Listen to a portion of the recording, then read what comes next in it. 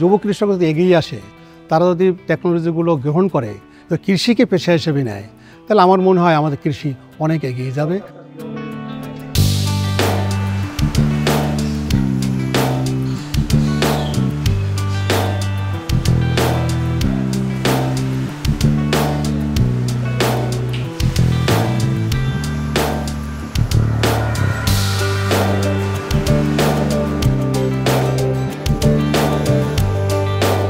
উদ্যোক্তা হওয়া আসলে একটা কঠিন কাজ, কিন্তু কঠিন হলেও নিজের শ্রম, মেধা এবং নিজের যদি আত্মবিশ্বাস থাকে তাহলে করা সম্ভব।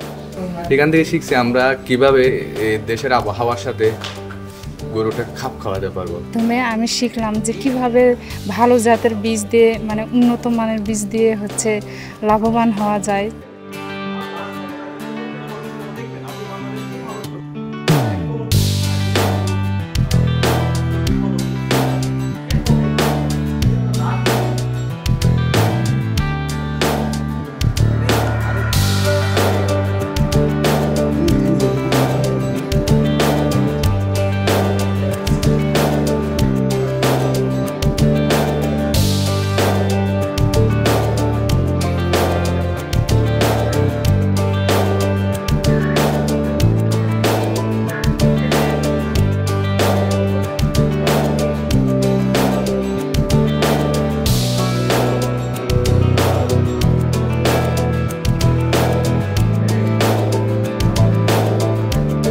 আমি বাস্তবে আমার যারা সদস্য আছে তাদেরকে নিয়ে সেটা প্রয়োগ করব।